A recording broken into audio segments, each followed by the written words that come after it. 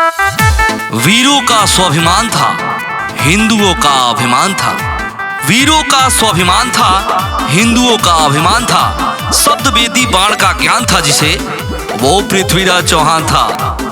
हल्के में ले रहे हो, जरा संभल के बाबू, जातीय ब्रांड है। जानता सारा जहान, धरती हवा आसमान,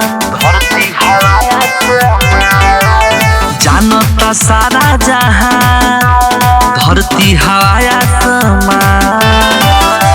जाति में जाति होवे, जाति में जाति होवे, अलग चौहान।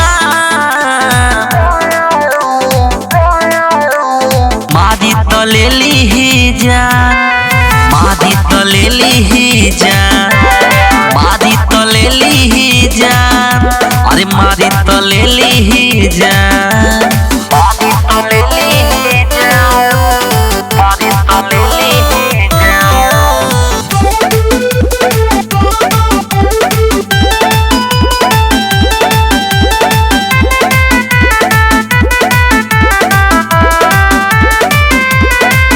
नहीं डरेला लो तो हरेला, सच्चाई खाती मरेला।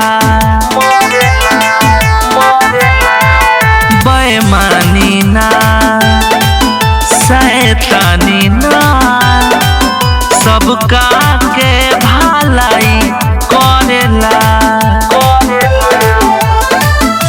चलेला पूरा शहरिया, चलेला पूरा शहरिया, सिनवा के तान। मारी तो ले ली ही जान, मारी तो ले ली ही जान, मारी तो ले ली ही जान, अरे मारी तो ले ली ही जान।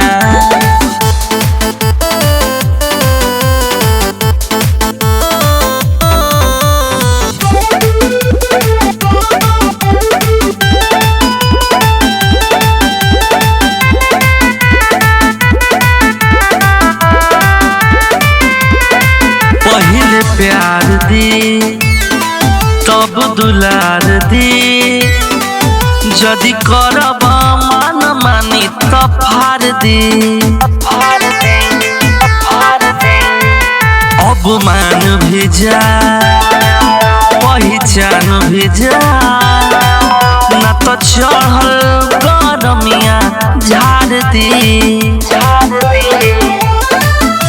भोला नीला करसु, भोला नीला करसु, बतिया बखान। मारी तो ले ली ही जान, मारी तो ले ली ही जान, मारी तो ले ली ही जान, मारी तो ले ली ही